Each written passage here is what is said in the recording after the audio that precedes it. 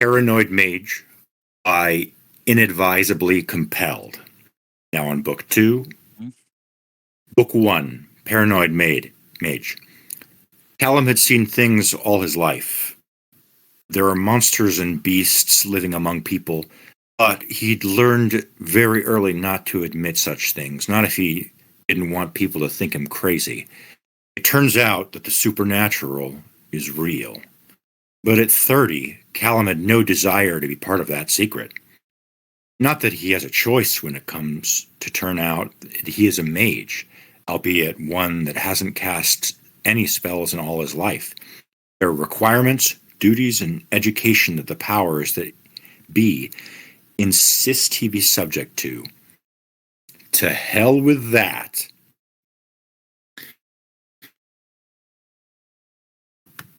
Chapter 1, Revelation.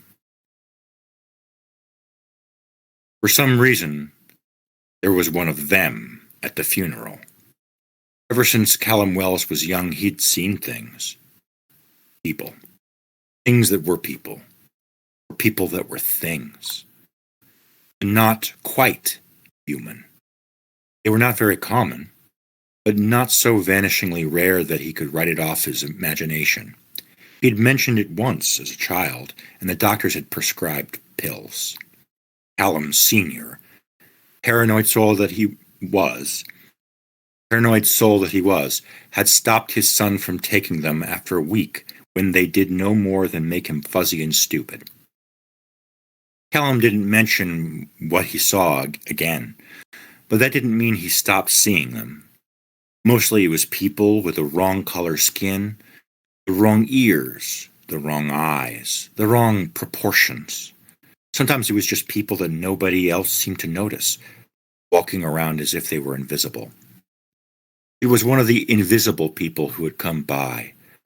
Walking around the edges of the small crowd, the person in question was a short man, looking entirely human, but dressed in bright blue and wearing a beret, which was one reason Callum knew he was neither a mourner, nor even visible. At least some people should have glanced at the flamboyant man, but nobody did. Nor did the man really seem to pay attention to the mourners, instead wandering between them and the coffins and kneeling down to inspect something on one of the nearby gravestones. He glanced up and made eye contact with Callum. Immediately, Callum relaxed his gaze, looking past the not person. It was a skill he'd had to learn in lieu of the drugs. People stared off into space a lot. They didn't focus on things that weren't there. The invisible man frowned at Callum, leaning to one side, and when Callum's eyes didn't track him, he shrugged and moved on. It continued onward. Irrational anger kindled in Callum's guts at the man's disrespect. Even if he was invisible to everyone else, he could have at least waited half an hour for the funeral to be over. He was lucky Callum was not in as dark a mood as he might have been at his parents' graves. In a way, the funeral was a mere formality. There was pain, yes, but it was a dull ache rather than anything sharp. His parents had been pushing 90, and he'd visited them in hospice for years before they'd finally passed away. It hadn't been a surprise, and he'd done most of his mourning before medical science caught up with what was already certain. He was aware, and had been since he was young enough to count, that their relative ages meant that his parents had either flouted biological law or were taking care of a grandchild. Considering how much he looked like Callum Sr., adoption was not a possibility. His birth certificate claimed Callum Sr. and Mary as his parents, and he'd decided he was fine with that. In the end, it wasn't important. He didn't feel the need to muse on such unweighty matters, especially not during the funeral, especially when he was distracted by carefully not looking at the invisible man snooping around the graveyard. Callum? He blinked and looked at Miss Mosley, one of his parents' friends who was practically an aunt and an octogenarian herself. She reached out to take his hand and patted it soothingly. "It's okay, dear." "Thank you, Miss Mosley," Callum said, properly going back to ignoring the man crashing his funeral. "We all knew it was coming, but now that it's here, yes, I know. When you get to my age, you go to so many funerals," Miss Mosley said, a little sadly. "Don't be maudlin," Callum said. "I know they're better off now." He wasn't sure how devout he really was, but at the very least he was a consistent churchgoer. The wisdom of the faith was at least some comfort. "Come on, we'll go to that breakfast place you like." "Oh, you spoil me, dearie," Miss Mosley said, but didn't turn down the invitation. She did, however, stand respectfully and quietly to one side as he set one of the flower arrangements on a different grave. It was one somewhat older grave, and grief both worn and weathered by time. Celine Wells had died when they had been married just 3 years. Of one of those terrible incidents of fate. A brain aneurysm, completely undetectable before the event, had dropped her in her tracks at a restaurant one day. It wasn't anyone's fault. There was no one to blame, not even himself.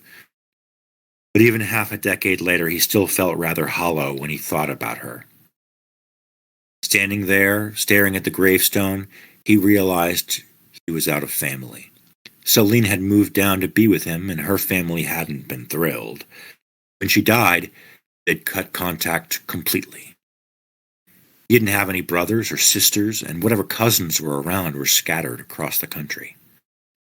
After the mourners had dispersed, Callum set his jaw and went back to work. It might not have been the best reaction, but at least he had a current client and could lose himself in the process for a while. As an architectural consultant, he could more or less make his own hours, but more and more, he found those hours were pretty long. Longer than most self-made 30-year-olds might choose. Despite his preoccupation, he made the time in the following weeks to go to the gym or go biking or shooting on a regular basis. Not that he much felt like it, but in addition to the general caution he had inherited from Callum Sr., Celine's death had made Callum paranoid about his health. Considering the complaints of some of his clients, who were no older than he was, at the very least staying in shape was doing him favors. "Hey!" The owner of the gym waved as Callum headed over towards the equipment.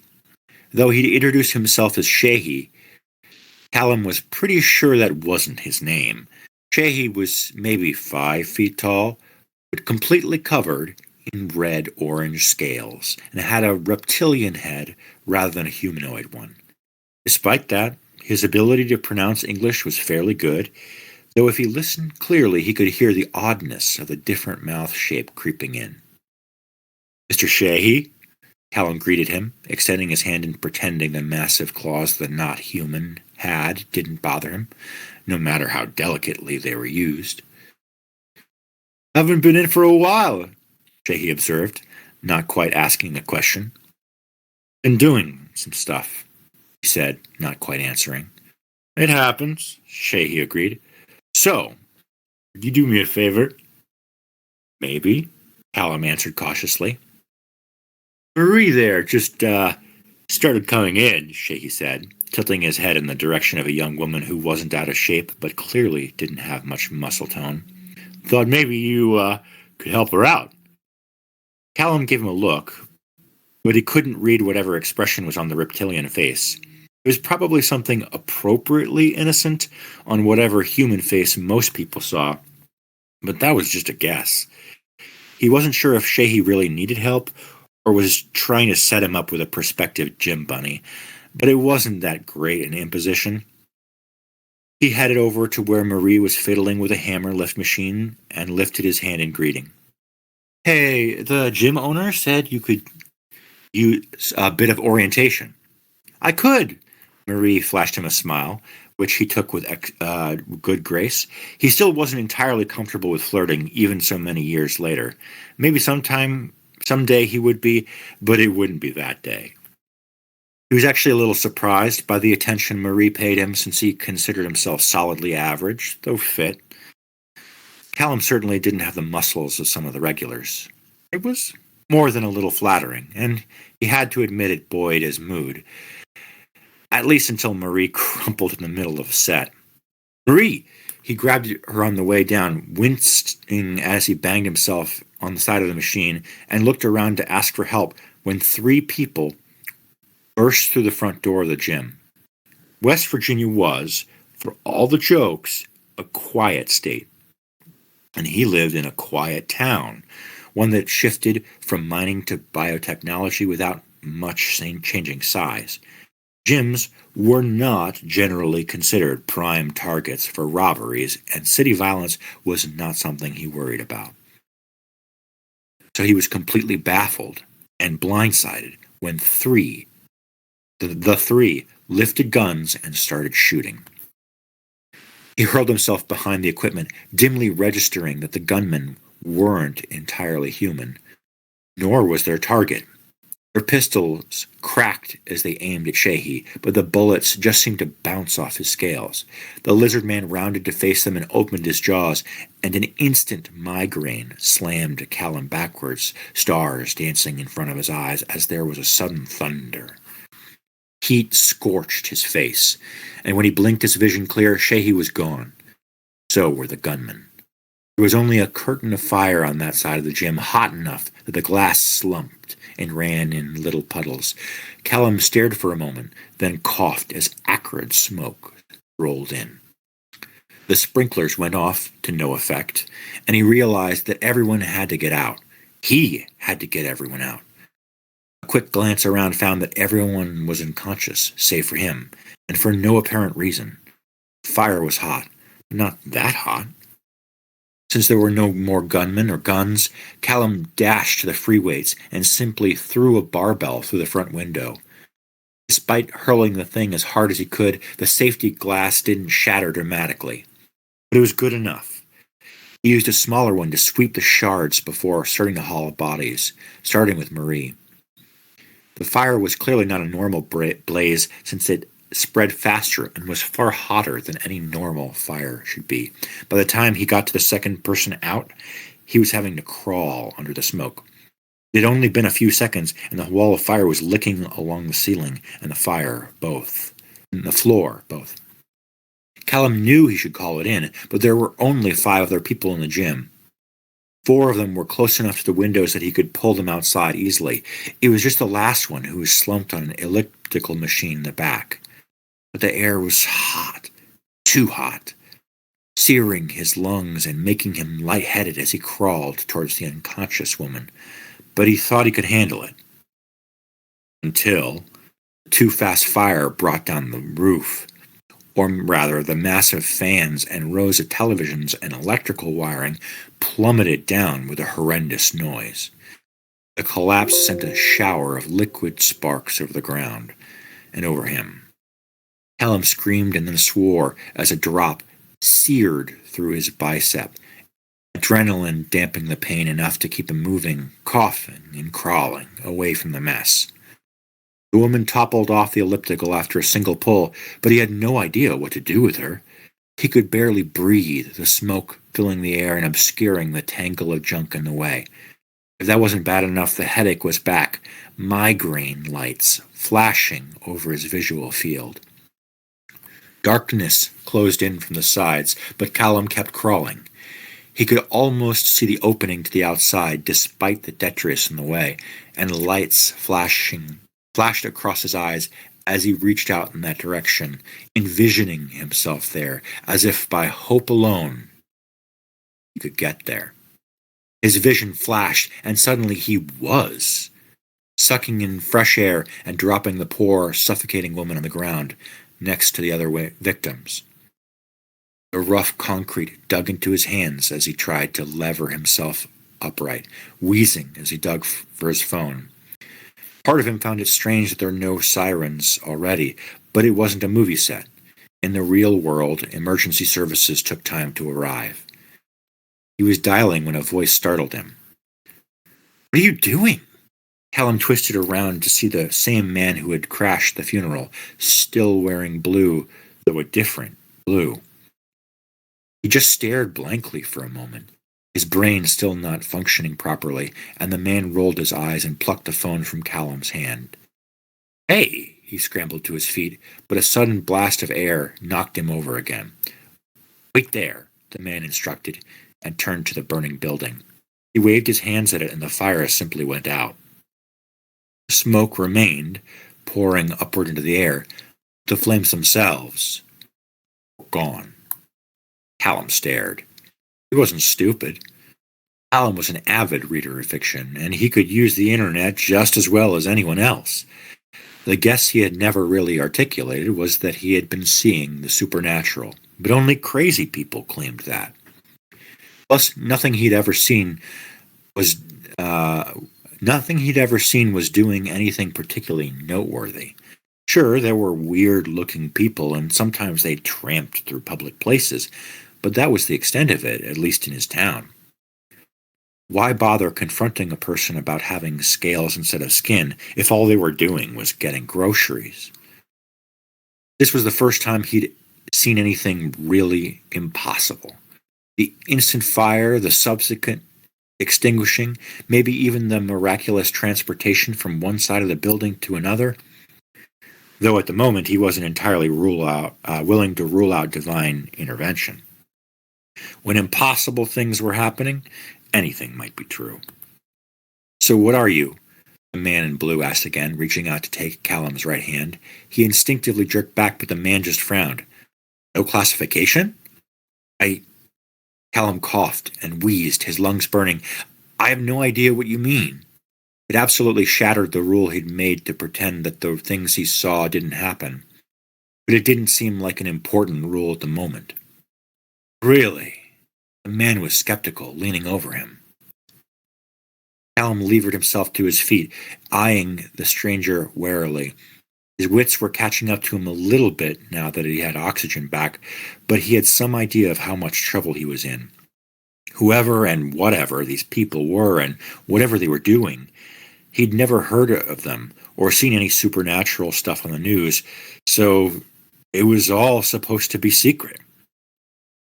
There were at the very least state-level actors involved. "Phone?" Callum said, holding out his hand. It wasn't the most important thing, but he did not like other people having his property. Besides, it was easier to deal with than everything else. The man glanced down at where he still had Callum's phone in his hand and handed it back. "Don't go anywhere or call anyone," he warned, and turned back to the smoking building. Another gesture sucked out all the smoke, turning it into a solid ball above the man's palm, whereupon he just dropped it on the ground. Finally, he took out his own phone and dialed someone, not emergency services, giving Callum a skeptical eye before rattling off a report. "Dragonfire at Sheehy's Fitness Center. I have a witness and 5 victims, but it looks like the perp sidestepped. Witness is unregistered." "Yeah, I know." "No, I'll wait. Hurry it up. I don't have the right focus to glamour something this big." The man hung up and frowned at Callum. "Do you have any idea how much trouble you're in?" Callum decided he'd either gone full-on bonkers or his suspicions were right, and he'd somehow gotten himself involved in a supernatural crime scene. The weirdness of literally nobody from any of the neighboring buildings coming out to see why the gym was on fire, or now wasn't on fire, drove it home more than seeing special effects happening in front of his face. Despite the tautness in his gut and the tremble in his hands, he still had enough brains to recognize he needed to decide on his approach and stick to it. "Are you an officer?" he asked. "Where's your badge?" Callum figured that playing up the ignorance angle not only wouldn't be hard, but it'd also make them suspect him less, or at least tell him more. The man frowned at him and held up his right hand, exposing a tattoo around his wrist, one that looked like a chain with 3 colored dots on the inside of his wrist. "That isn't a badge," Callum said, though he had to guess the tattoo was supposed to mean something. He could act less disingenuous, but the nervousness helped him settle it. Callum had no idea what was going on, save that it was not something he was supposed to be involved in. The man said. "Who are your parents?" Callum blinked at the non sequitur.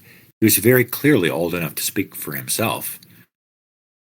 "Look, unless you have a badge or something or identification, I don't see any reason I should answer any questions without a lawyer." For the most part, he was simply channeling cop shows, though anyone knew that the best thing to do was to clam up. At least when it came to U.S. authorities.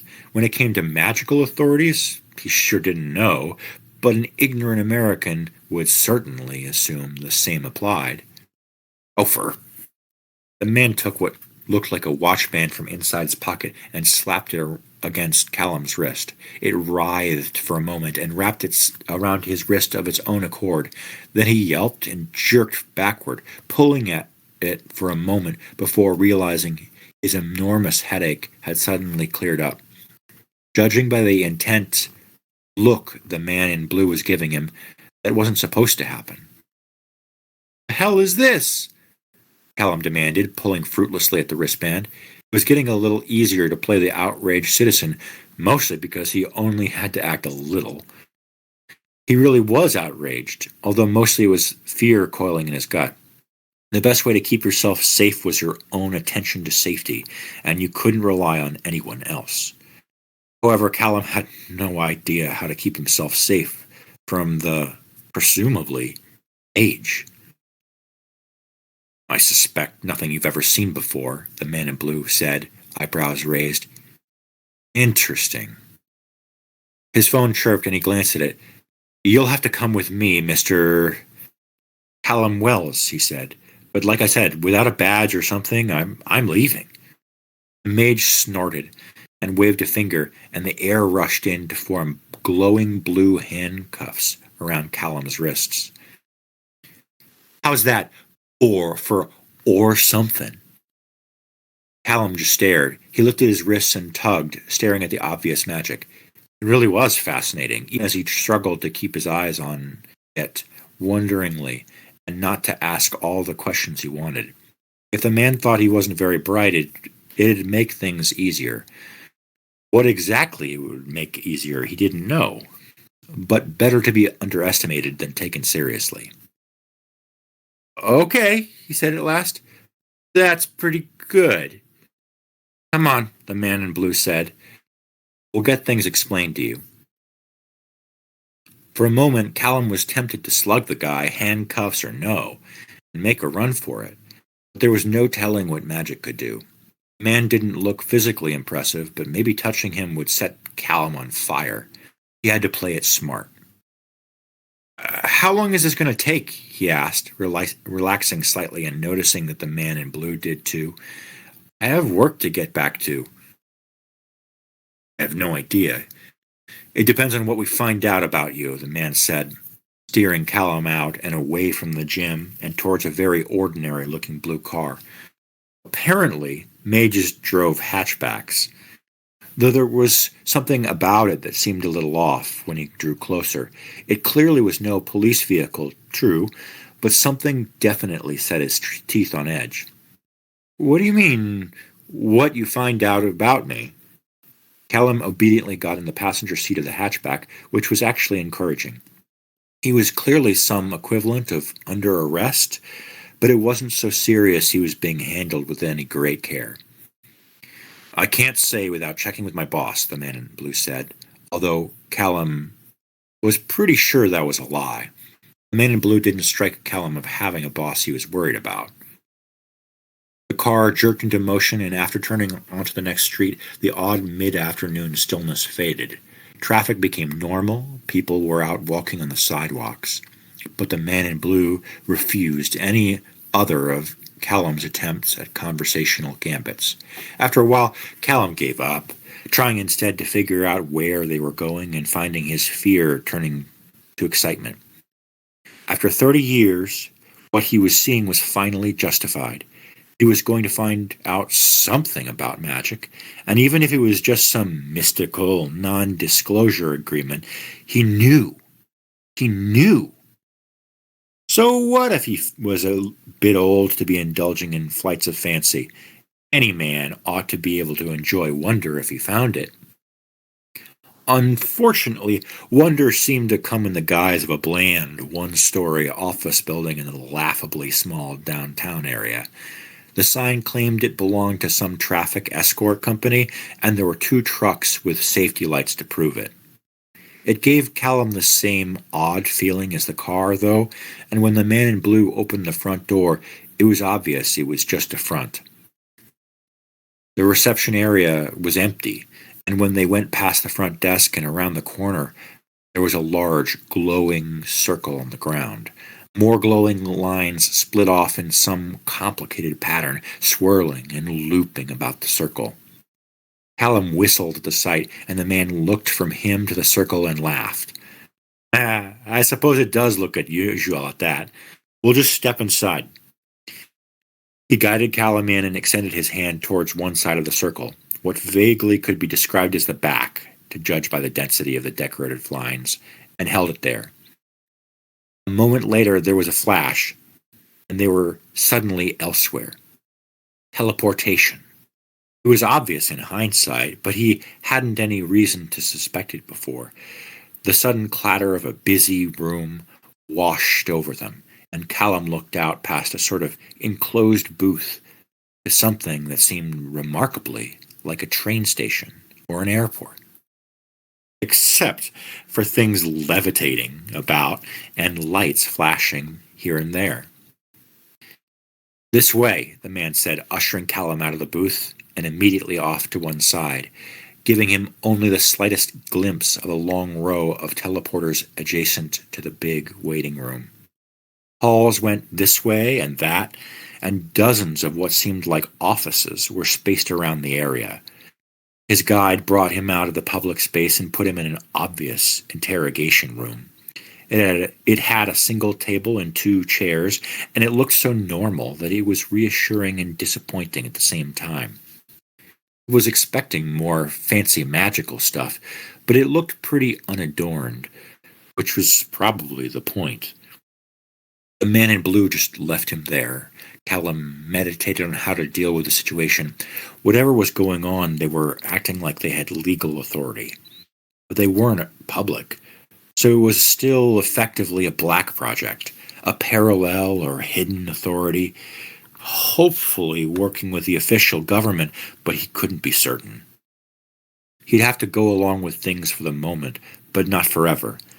Callum didn't trust shadowy, secret agents worth a damn, whether they were magical or mundane, and even if they were a portal to magic and mystery, he was going to disentangle himself as soon as possible.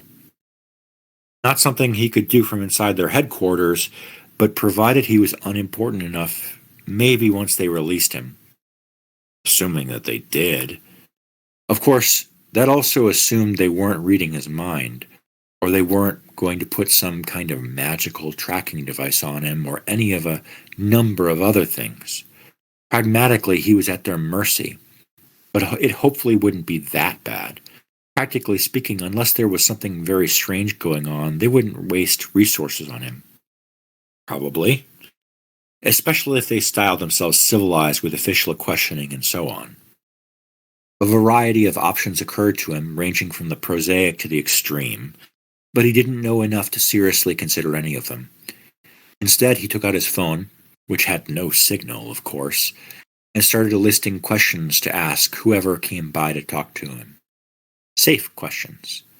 He certainly wasn't going to ask why he had been able to see supernatural things since he was a kid, not without knowing the repercussions of doing such a thing. It would be wonderful to know, but handing information to secret organizations was not a smart move.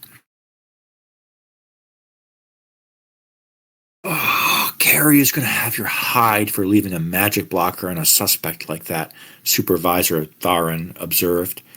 Agent John was one of the more useful agents for the Guild of Arcane Regulation, but he'd been absolutely right about the trouble a dragon-blooded would get into. But sometimes his judgment was odd. I'm surprised he's still conscious. He didn't even notice it. If anything, it seemed to make him feel better, John replied. But you're sure he's not a mundane? Oh, completely. The security system knocked out every mundane around, which is one reason I doubt old Scaletooth started things. He's pretty good about keeping things quiet. Mr. Wells there not only stayed awake, but I felt him use some kind of magic while evacuating the mundanes. Laudable. He's not registered. Theron pulled up the entry on his computer. Callum Wells, Jr., age 30, parents Callum and Mary Wells, deceased. No notes or records in our system at all. He professed complete ignorance, too. I'm actually inclined to believe him.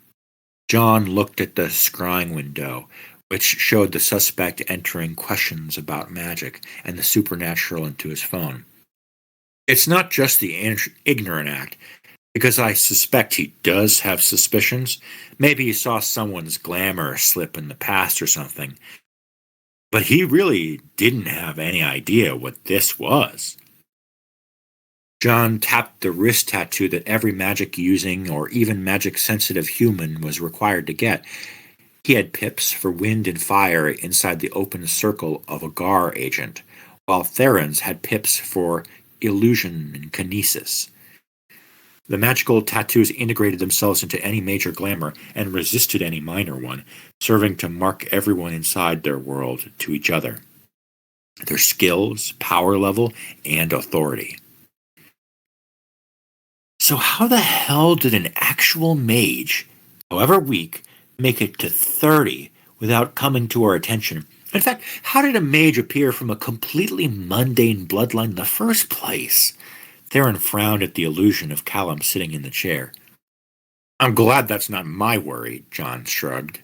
I just bring him in. I don't solve mysteries. Well, he's also a witness to what went down with Scaletooth, so we'll start there, Theron decided. Good luck, John said dryly. Theron rolled his eyes and cloaked himself in a subtle glamour that made him look older and more heavy-set, grizzled and out of shape, rather than young and lethal. The arcane portal opened itself for him as he stepped into the room, seeming to appear out of nowhere, and Callum jumped. Good afternoon, Mr. Wells, Theron said. There are a number of items to go over with you, but I'd like to start with the incident at Sheahy's Fitness Center. Okay, Callum said, setting Theron. There was something a little odd about that look, and Theron understood what John had meant. It was a touch too knowing, without actually holding the proper understanding someone who had been immersed in the magical world would have. There isn't much to tell, though. That's fine, Theron assured him, taking a seat across from Callum. Well, 3 men burst in the front door and started shooting. I dived behind the arm press, and I saw they were shooting at a short man with scales. I hit him a couple of times, and then everything vanished in fire. I started getting people out, but the shooters and the scaled man were just completely gone. Theron pursed his lips. That was straightforward and actually a relief. Someone attacking the dragon-blooded meant that he didn't have to worry about bringing Scaletooth in, or trying to hold him accountable for the cleanup. The bullets must have had magic disruptors if Scaletooth's glamour dropped, which meant the attackers didn't really know what they were dealing with, or it wasn't really meant to hurt him. Either way, just knowing that it was an attack using firearms was enough to make a lot of people's lives much easier. And a number of agents would have to start work, but that was what agents were for. Anything you can add? Theron prompted. I'm sure you realize that the attackers probably weren't human. Can you describe them? Not really, Callum said, shaking his head slowly. They seemed off, but I didn't get a good look. I see, Theron said. Well, that seems straightforward enough. Plus, the runes in the table hadn't triggered. Detecting lies as such was a tricky business, but it was often possible to establish when someone was putting forth a blatant falsehood. Now for the next item of business. Agent John tells me you profess ignorance of the arcane and the need for mages to register? Oh, yes, Callum replied. I have no idea what's going on here. The runes stayed quiet. A sufficiently skilled mage or just a very clever person could circumvent them easily enough, but the first was impossible with a suppression bracelet on, and the second was unlikely. Callum hadn't asked the right questions to be that clever. Mr. Wells, I'm sure you've at least gleaned the basics. Magic is real, and so are at least some of the magical creatures you've seen in fiction. Not all of them, heaven knows, but enough. I'm not going to give you the whole orientation now. If you were a mundane, you wouldn't be involved. I'm sure you noticed that all the other people at the incident were unconscious. He waited for Callum to nod before going on. It's a very simple magical ward most arcane businesses use, but it's weak enough that anyone with their own magic is unaffected. Agent John also said he noticed you using a spell. Correction, using magic. So it's clear you're a mage. Callum shifted uncomfortably. Okay, but I've never done anything magical in my life. I'd think I would know. Instinctive magic use might not be obvious. We don't have any record of you or your family having any sort of contact with the supernatural, so for the moment I'm willing to believe that you're not some kind of rogue, just a late bloomer. Very late. It's a good question how you managed to get to this age without someone bringing you to our attention. Callum just shrugged. What kind of magic do I have? He asked instead. A very good question. It will require testing, probably extensive testing. Unfortunately, we don't have some magic stone that tells us the full extent of a person's magical affinities. Said Callum, taking notes on his phone. I have a lot of questions, but I guess the first is, what happens now? We get you registered and tested, Theron told him. Once we know what your magic is and the basic statistics for your magic use, you'll be in our system and we can figure out what you'll be doing for your draft. Excuse me, my what now? Callum said, a bit of a flash in his eyes. Theron was taken aback, but of course he wouldn't know. Every mage serves the GAR. That is to say, the Guild of Arcane Regulation, the organization that runs supernatural affairs worldwide, for a period of time determined by their particular power and specialty, Theron explained. Normally it's when they're quite a bit younger, but you started late. But I have a job and clients, Callum protested. Mundane ones. Theron waved it away. By the time you're done with your service, you'll have the skills for a better job anyway. Callum was silent for a moment, clearly unhappy, but Theron wasn't worried. The man would change his mind once he got into the GAR curriculum. What does this service detail entail anyway? Callum asked after a bit. Oh, education and training, then enforcement, like Agent John. Theron paused. Well, Agent John is employed, not drafted, but it's kind of the same. You'll probably be deployed near one of the portal realms. That's where we need personnel the most anyway. I see, said Callum. I don't suppose I have a choice. Can I just not bother with all of this? Rogue mages are hunted down by the GAR, Aaron told him, matter of fact. Generally executed, too. Can't have rogues making trouble now, can we? End of chapter 1.